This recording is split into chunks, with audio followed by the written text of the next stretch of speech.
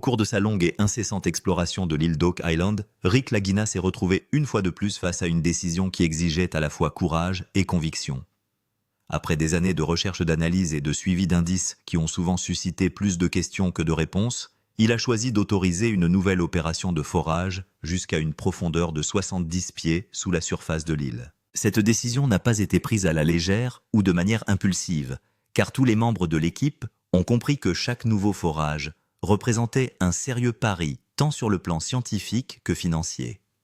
Avec des coûts de forage quotidiens allant d'environ 25 000 à 40 000 $, ce seul projet avait déjà englouti des millions, transformant chaque pied supplémentaire en un nouveau test de la foi. Pourtant, pour Rick, la décision n'a jamais été purement liée au coût des machines ou au poids du risque financier. Ce qui l'a poussé à aller de l'avant, c'est la possibilité, aussi infime soit-elle, que quelque part sous les couches de terre de roche et d'eau se trouve un trésor dont les experts ont estimé la valeur à plus de 100 millions de $. Plus que l'argent lui-même, c'est la signification historique qui a stimulé sa détermination l'idée qu'un mystère vieux de près de 2 siècles pourrait enfin révéler son secret. Alors que la foreuse s'enfonçait lentement dans l'île, l'équipement de surveillance a commencé à afficher des changements subtils mais significatifs dans l'environnement souterrain. Lorsque le forage a dépassé les 65 pieds, les données affichées sur les écrans ont soudain attiré l'attention de toute l'équipe. Les relevés de densité des capteurs indiquaient des chiffres près de 6 fois supérieurs à ce que l'on attendrait normalement d'un sol typique à cette profondeur. Peu après, les instruments ont détecté un signal d'interférence métallique, un motif que les ingénieurs associent souvent à la présence d'une structure solide ou d'un objet fabriqué par l'homme enterré sous des couches naturelles. Puis quelque part, entre 68 et 70 pieds, la foreuse a commencé à enregistrer des vibrations qui semblaient différentes de la résistance habituelle de la Terre compacte, comme si la tête rotative avait frôlé quelque chose de plus dur et de plus organisé que de la pierre. Des moments comme celui-ci suscitent toujours autant d'excitation que de prudence sur l'île. Oak Island a une longue et frustrante histoire de tromper les explorateurs avec des signaux qui semblent prometteurs à première vue, mais qui s'avèrent finalement être tout autre chose. Sous la surface se trouve un réseau compliqué de tunnels d'inondation qui auraient été construits il y a plus de 200 ans ainsi que des puits effondrés et des couches instables qui ont trompé même les ingénieurs les plus expérimentés. Cependant, des lectures aussi puissantes à cette profondeur spécifique sont considérées comme très inhabituelles suffisamment pour que même les experts les plus sceptiques s'arrêtent et regardent de plus près. La plus grande question qui reste en suspens est celle qui hante l'île depuis des générations. La foreuse ne rencontre-t-elle qu'une formation rocheuse naturelle de forme étrange cachée sous le sol? Ou ce signal pourrait-il indiquer la présence d'une chambre cachée, peut-être liée au trésor légendaire qui se trouverait quelque part en dessous? L'équipe sait que les prochaines données pourraient tout changer. C'est pourquoi les résultats à venir pourraient déterminer si cette découverte n'est qu'un indice de plus dans un puzzle vieux de plusieurs siècles, ou la percée qui réécrira enfin l'histoire. Avant d'approfondir l'histoire, de nombreux téléspectateurs qui suivent ce mystère de près choisissent de rester connectés aux mises à jour au fur et à mesure qu'elles se produisent. En s'abonnant à la chaîne, on s'assure que les prochains développements de l'enquête sur l'île d'Oak Island apparaissent dès que de nouvelles informations apparaissent. Car avec un mystère aussi ancien et aussi complexe, chaque nouveau signal en provenance du sol peut rapprocher les chercheurs un peu plus de la vérité. Le mystère qui entoure Oak Island est loin d'être un phénomène moderne. Son histoire remonte à près de 2 siècles, en l'an 1795, lorsqu'un groupe de jeunes hommes explorant l'île tomba sur une étrange dépression dans le sol. Curieux de cette fosse inhabituelle, ils commencèrent à creuser et découvrirent bientôt quelque chose qui ne ressemblait pas du tout à une formation naturelle. Au fur et à mesure que l'excavation se poursuivait, des couches de bois, de pierre et de matériaux inhabituels apparaissaient à des intervalles soigneusement espacés, suggérant une construction délibérée plutôt qu'un processus géologique aléatoire. Cette découverte est à l'origine de ce que l'on appellera plus tard le légendaire monépite. Chaque nouvelle couche découverte renforce la conviction que quelqu'un, il y a bien longtemps, a intentionnellement conçu une structure cachée sous la surface de l'île. À partir de ce moment, la recherche de ce qui pourrait être enterré là a transformé l'île en l'un des mystères les plus persistants et les plus captivants du monde. Au cours des décennies qui ont suivi, d'innombrables explorateurs, ingénieurs, investisseurs et rêveurs sont arrivés sur l'île dans l'espoir de résoudre l'énigme.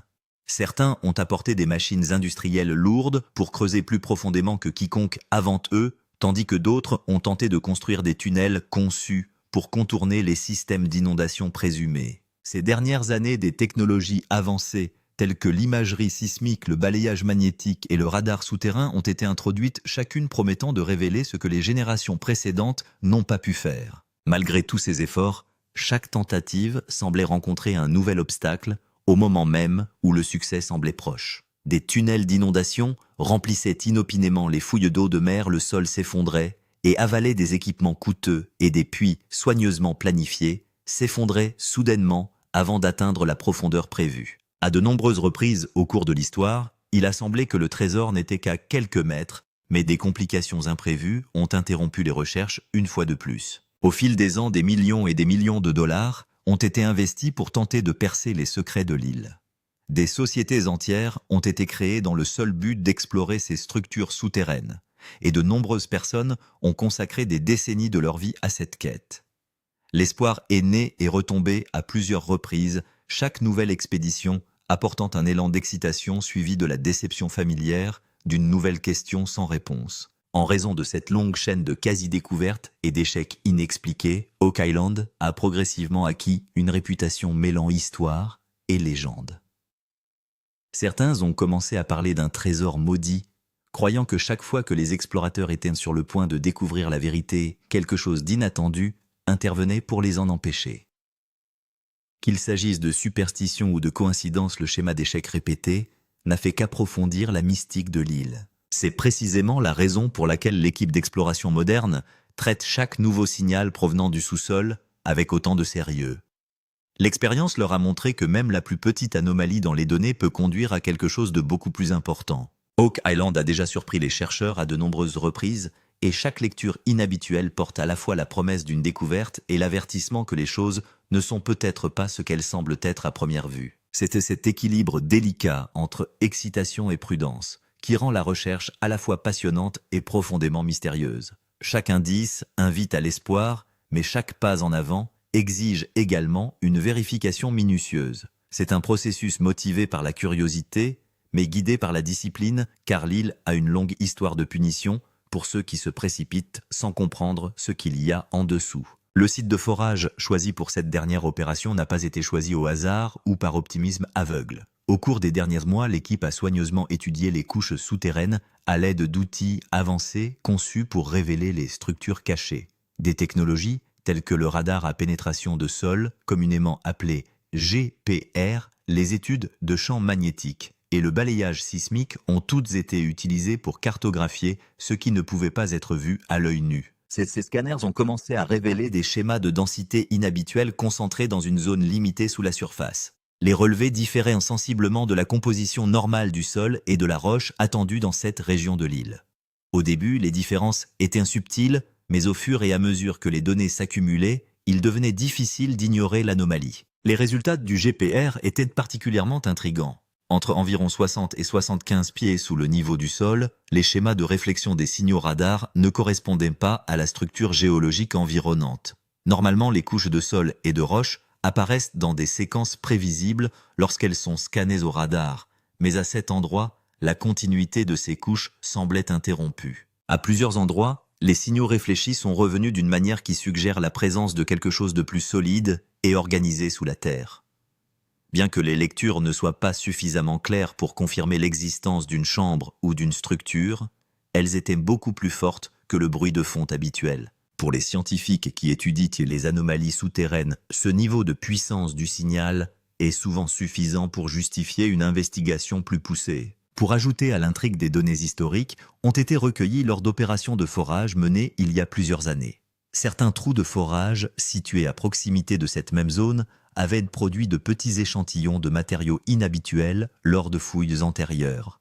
Parmi ces échantillons, on trouvait des fragments de bois, des traces de charbon et d'autres indicateurs qui laissaient présager une activité humaine passée sous la surface de l'île. Lorsque les chercheurs ont comparé ces anciens résultats avec les nouveaux résultats du scanner, les similitudes sont devenues difficiles à ignorer. Les schémas suggèrent que le sol de cette zone particulière a pu être perturbé il y a longtemps, peut-être par des excavations ou des constructions. En termes scientifiques, l'endroit commençait à ressembler de plus en plus à une zone cible potentielle qui méritait une étude plus approfondie. La combinaison d'anomalies de densité de couches irrégulières et de preuves historiques a créé un scénario qui a fasciné les chercheurs de l'équipe. D'un point de vue géologique, la structure du sous-sol pourrait encore être entièrement naturelle, mais la possibilité que l'activité humaine ait pu influencer la région ne pouvait pas non plus être écartée. C'est précisément cette incertitude qui rend l'endroit si fascinant. Parfois, les découvertes les plus importantes en matière d'exploration ne se produisent pas lorsque les preuves sont claires, mais lorsque les données commencent à soulever des questions qui exigent des réponses. Pour Rick et son équipe, ce site de forage représentait l'un de ces moments où la curiosité l'emportait sur l'hésitation. Malgré les coûts et les risques énormes, la décision a été prise d'aller de l'avant. Le forage sur Oak Island ne consiste pas simplement à creuser un trou dans le sol. Il s'agit d'une opération hautement technique et extrêmement coûteuse qui nécessite une planification, une précision et une coordination entre de nombreux spécialistes. Les experts estiment que de tels projets de forage profond peuvent coûter entre 25 000 et 40 000 $ pour une seule journée de travail. Ces dépenses comprennent la location et l'utilisation de machines lourdes, la consommation de carburant, les équipements techniques de pointe, la surveillance de la sécurité et la gestion constante du site d'excavation. Chaque jour de forage supplémentaire ajoute une charge importante aux ressources financières de l'équipe. Derrière les machines se trouve tout un réseau de professionnels qui travaillent ensemble pour assurer le bon déroulement de l'opération. Les ingénieurs surveillent la stabilité du sol et les conditions de pression pour éviter les effondrements dangereux. Les opérateurs de foreuse contrôlent soigneusement la vitesse de rotation et l'angle de l'équipement de forage pour garantir la précision. Les spécialistes de la sécurité restent constamment en alerte pour protéger l'équipe contre les dangers potentiels. Dans le même temps, des analystes de données sont assis devant des systèmes de surveillance étudiant chaque signal produit par le processus de forage. Les informations recueillies par les capteurs peuvent révéler des changements subtils dans la densité du sous-sol, la pression et la composition des matériaux. Il est essentiel d'interpréter correctement ces signaux pour décider de poursuivre le forage ou de faire une pause en vue d'une analyse plus approfondie. Au fur et à mesure que la foreuse s'enfonce dans la terre, les risques techniques augmentent naturellement. La pression de l'eau emprisonnée dans les couches souterraines peut soudainement surgir dans le trou de forage, un sol instable peut s'effondrer autour du puits de forage et des formations rocheuses d'une dureté inattendue peuvent solliciter la machine au-delà de ses limites.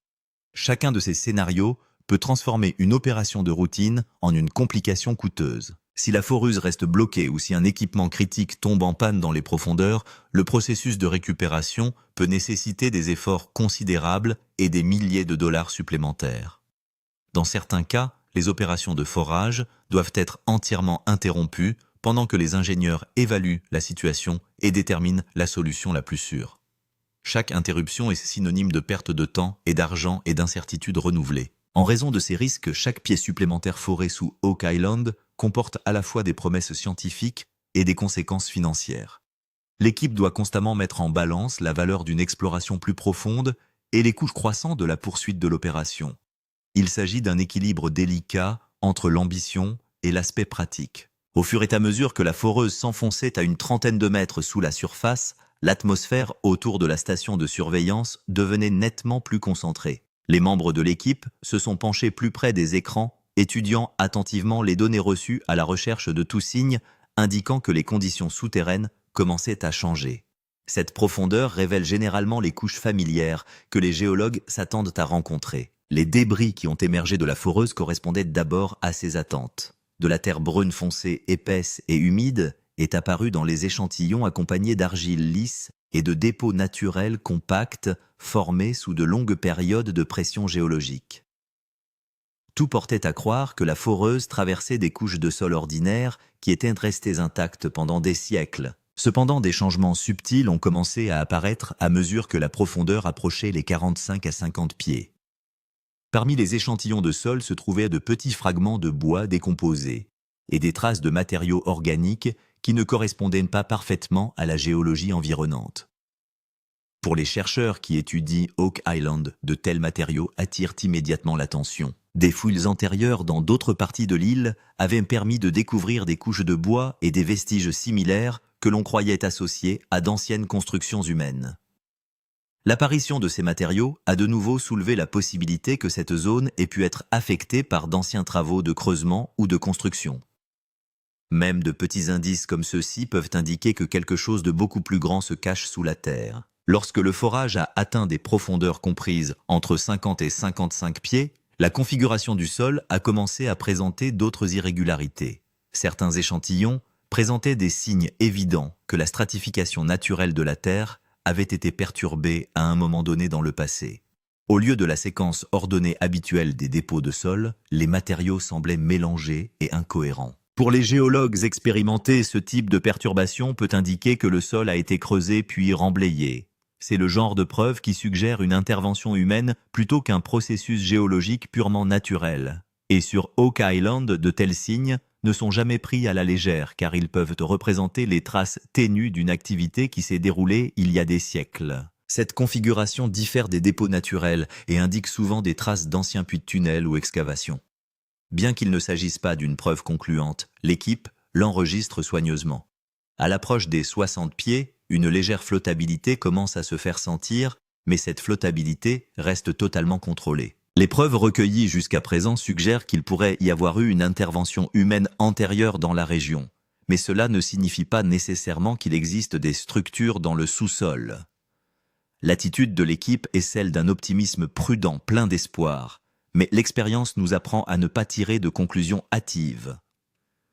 Cet équilibre leur donne le courage d'aller de l'avant tout en leur rappelant de rester prudents. En atteignant une profondeur d'environ 65 pieds, les données de forage changent soudainement. Jusqu'à présent, des lectures normales de sol et d'argile étaient obtenues, mais à ce stade, les chiffres sur le moniteur de densité augmentent rapidement. Cela indique que la couche sous-jacente n'est pas un sol meuble typique, mais plutôt une structure plus dense et comprimée. Ce changement semble minime sur l'écran de contrôle, mais les opérateurs expérimentés reconnaissent immédiatement qu'il ne s'agit pas d'un schéma normal. De légères différences sont également observées dans les échantillons sortant de la foreuse. Le sol semble légèrement plus lourd et contient une plus grande quantité de particules de roches fines. Cette densité indique souvent des formations rocheuses naturelles ou des couches formées sous une pression prolongée. L'équipe met de côté les échantillons et les marques afin de pouvoir les examiner en détail ultérieurement. Un faible signal d'interférence métallique est également enregistré sur l'écran. Il ne s'agit pas d'une alarme sonore, mais plutôt d'une perturbation subtile de l'équipement ou d'un changement dans la configuration du signal. De tels signaux peuvent parfois être causés par des concentrations élevées de minéraux, des fragments métalliques ou la présence d'un objet solide.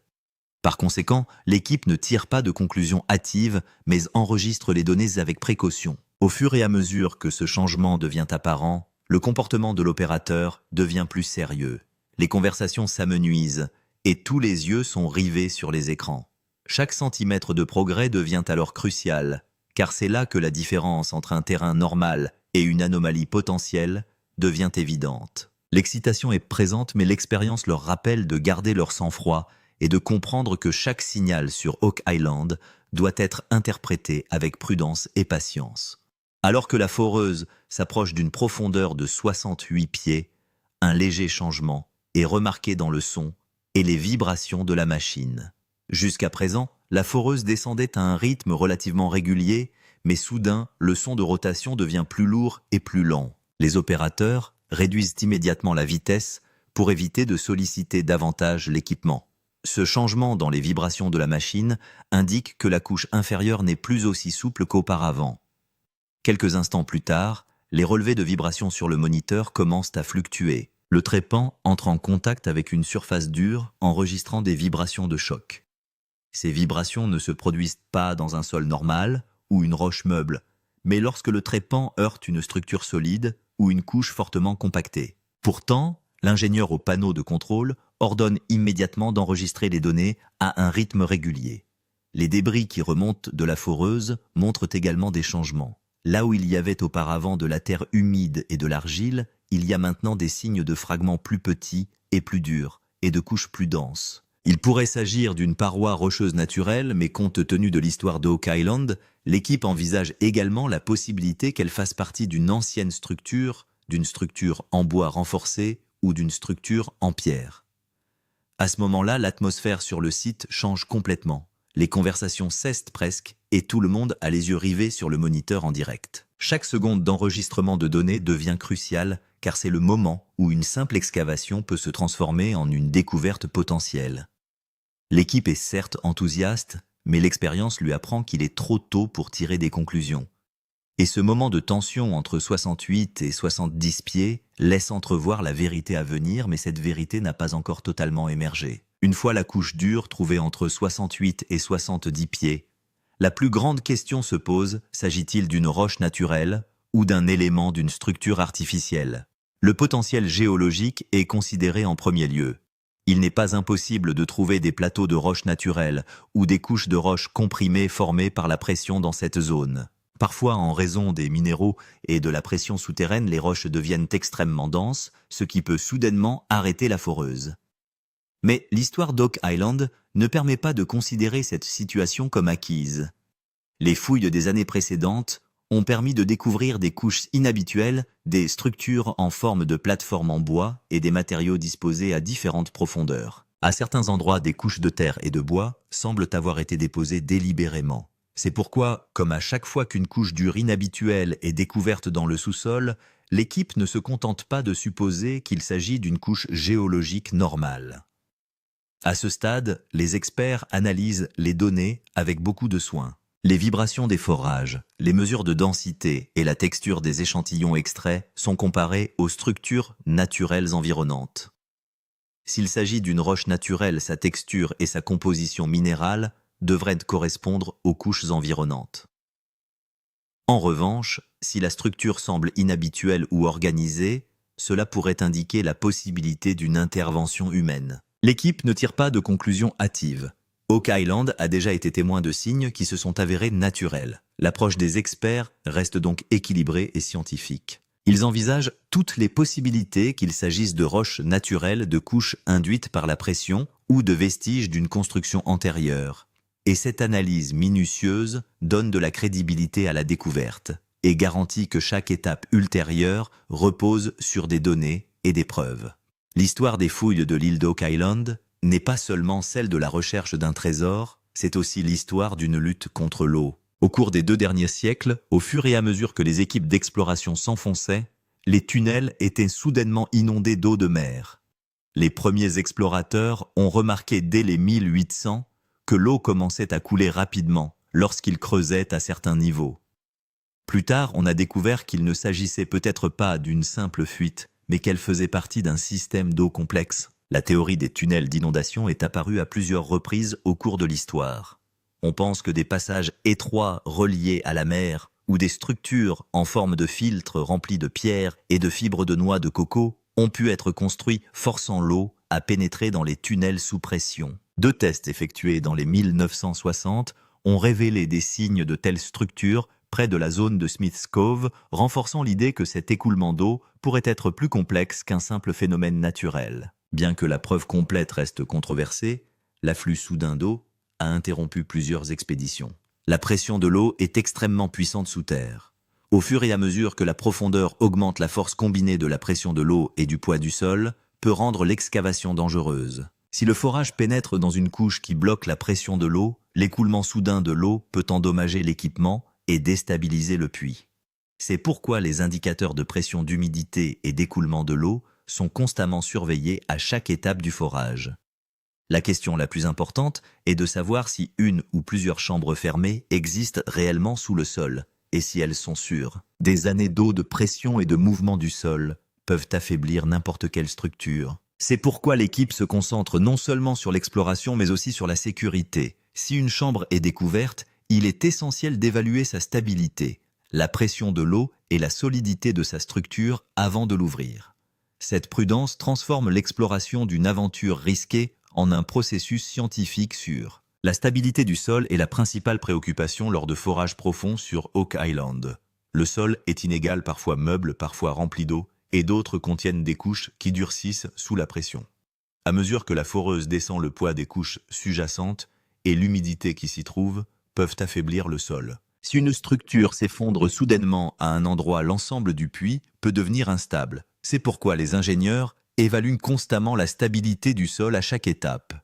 Des échantillons de sol, des niveaux d'humidité et des signaux de pression sont enregistrés avant et pendant le forage. Si une couche présente un relâchement inhabituel ou des vides, la vitesse de forage est immédiatement réduite. Cette prudence est nécessaire car même un petit affaissement peut avoir un impact significatif. La vitesse de forage et le contrôle de la pression sont les parties les plus sensibles du processus. Si la foreuse tente de traverser une couche dure à une vitesse trop élevée, les vibrations peuvent augmenter et le sol environnant peut s'effondrer. D'autre part, une pression trop forte peut entraîner le blocage ou la rupture de l'équipement. Par conséquent, les opérateurs procèdent lentement avec une pression contrôlée, en observant attentivement la réaction de la machine à chaque changement. L'ensemble de ce processus représente non seulement un défi technique, mais aussi un risque financier. En cas d'effondrement du puits, de blocage des équipements ou d'arrêt du forage, les pertes peuvent se chiffrer en millions de dollars. L'enlèvement des machines lourdes, la sécurisation du site et la reprise des travaux sont extrêmement onéreux. C'est pourquoi l'équipe prend soin de chaque étape, car la patience et la prudence sont les clés du succès de cette exploration. À cette étape cruciale du forage, l'atmosphère de l'équipe devient plus émotionnelle que technique. Des années de travail acharné, d'échecs et d'attentes sont réduites à ce moment. Lorsque des signaux inhabituels apparaissent sur l'écran, personne ne manifeste d'excitation bruyante, mais une tension tranquille est clairement visible sur tous les visages. Tout le monde sait que sur Oak Island, la frontière entre l'espoir et le désespoir est très mince. La réaction de Rick Lagina est toujours aussi calme. Il regarde attentivement l'écran, parle peu et essaie de comprendre chaque point de données. Pour eux, il ne s'agit pas seulement d'une découverte, mais du rêve de toute une vie. Un voyage qui a commencé par une histoire d'enfance se présente maintenant à eux comme une possibilité réelle. L'espoir brille dans leurs yeux, mais l'expérience leur a appris qu'il est bon de faire la fête avant la confirmation finale. Marty Lagina, quant à lui, adopte une approche pragmatique et équilibrée. Il considère chaque signal comme une percée potentielle, mais pèse également les coûts, les risques et le retour sur investissement. Pour lui, ce projet est à la fois un voyage émotionnel et une décision financière majeure. C'est pourquoi même, au milieu de l'excitation, il met l'accent sur les faits et les preuves. Une légère excitation se fait sentir parmi l'équipage, mais elle reste contrôlée. Certains sourient et échangent des regards, tandis que d'autres se concentrent silencieusement sur leurs instruments. La découverte d'un signal significatif après des années de travail acharné leur donne de l'espoir, mais ils savent que la conclusion est encore loin. Cette excitation prudente maintient l'équilibre de l'équipe et la prépare mentalement à l'étape suivante. La question la plus importante à ce stade est de savoir si ces signes indiquent réellement une structure ou s'il s'agit simplement de formations naturelles. L'histoire d'Oak Island montre que les signes trouvés sous terre ne sont pas toujours ce qu'ils paraissent être au premier abord. Parfois, des changements de densité des lectures métalliques ou des couches dures sont formés par des causes naturelles. C'est pourquoi l'équipe aborde chaque nouveau signe avec prudence et non avec excitation. Dans le passé, il y a eu des moments où les explorateurs pensaient qu'ils étaient très proches de trouver un trésor. La découverte d'indices, tels que des couches de bois solides, des pierres inhabituelles ou des métaux, a fait naître des espoirs. Mais il s'est avéré par la suite qu'il s'agissait de dépôts naturels ou de vestiges d'anciennes fouilles. Ces déceptions ont appris à l'équipe que tirer des conclusions hâtives peut être une grave erreur. Le sol d'Oak Island a été affecté par des siècles d'activité. Les anciennes excavations, les affaissements, l'écoulement de l'eau et les pressions naturelles se combinent pour modifier la structure du sol, ce qui peut créer des motifs qui ressemblent à des structures construites par l'homme. Par conséquent, tirer des conclusions en se basant uniquement sur les données de forage n'est pas considéré comme scientifiquement fondé. C'est pourquoi toute indication doit être confirmée scientifiquement. L'analyse de carottes, l'inspection par caméra des scanners supplémentaires et des tests d'experts permettent de s'assurer que ce qui est observé est vraiment inhabituel ou naturel. Ce processus prend du temps, mais c'est justement cette prudence qui rend la découverte crédible. L'histoire d'Oak Island nous enseigne que la patience, la science et les preuves sont essentielles pour atteindre la vérité. Si la couche durcie trouvée en dessous s'avère faire partie d'une structure cachée, cette découverte pourrait changer le cours de toute l'histoire. La première possibilité envisagée est celle d'une chambre scellée. Tout au long de l'histoire d'Oak Island, on a longtemps cru que des objets de valeur pouvaient être cachés dans une structure sécurisée sous le sol. Si des données de forage indiquent un espace scellé, cela peut signifier qu'une chambre protégée existe sous le sol. Dans une telle situation, ce n'est pas nécessairement de l'or ou des trésors qui se trouvent à l'intérieur. Les experts pensent que des documents historiques, des artefacts anciens, des reliques religieuses ou même des textiles et des outils liés au commerce maritime pourraient également être découverts. De nombreuses théories ont émergé concernant Oak Island, le trésor des pirates, les richesses de l'époque coloniale ou les matériaux conservés par une organisation secrète. Par conséquent, la découverte potentielle pourrait être non seulement économiquement importante, mais aussi historiquement significative. Si une structure est effectivement découverte, le processus d'ouverture devra être extrêmement prudent. Des années de pression d'humidité et de mouvement du sol peuvent affaiblir n'importe quelle chambre. Une ouverture soudaine pourrait endommager la structure ou détruire le contenu. Il est donc essentiel de disposer de méthodes scientifiques, d'un soutien structurel et d'une entrée contrôlée. L'impact d'une telle découverte pourrait être bien plus important qu'au niveau local. Si du matériel historique important est trouvé, il pourrait transformer la compréhension de l'histoire maritime des routes commerciales ou des expéditions anciennes. Les historiens, les archéologues et les chercheurs du monde entier seraient intéressés par cette découverte. Il ne s'agit donc pas seulement d'une chasse au trésor, mais aussi de la possibilité d'ouvrir un nouveau chapitre de l'histoire. La recherche d'Oak Island ne se limite pas à une simple aventure ou à une curiosité historique. C'est aussi un énorme pari financier. Au cours des dernières années, des millions de dollars ont été dépensés pour le forage, l'excavation, la technologie de balayage et les travaux d'ingénierie.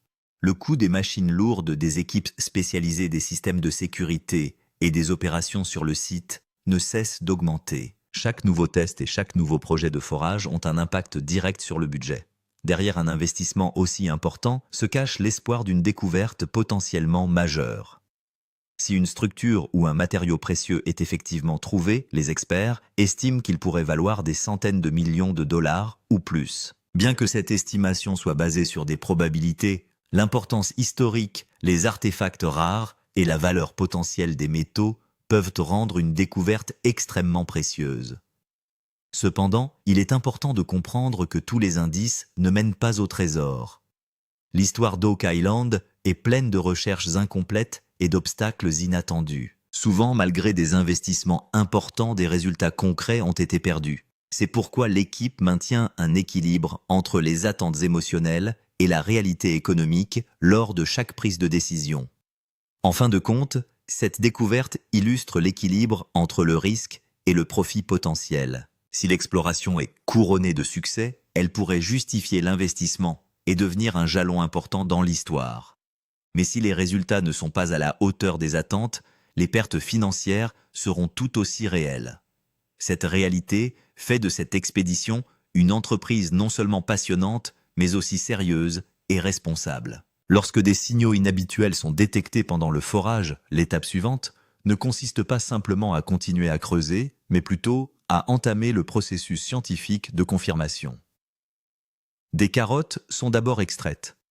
Il s'agit de forer des échantillons cylindriques dans les profondeurs du sol, révélant ainsi la texture, la densité et le contenu réel des couches. Ces échantillons permettent de déterminer si la structure sous-jacente est naturelle ou si elle est le résultat d'une intervention extérieure.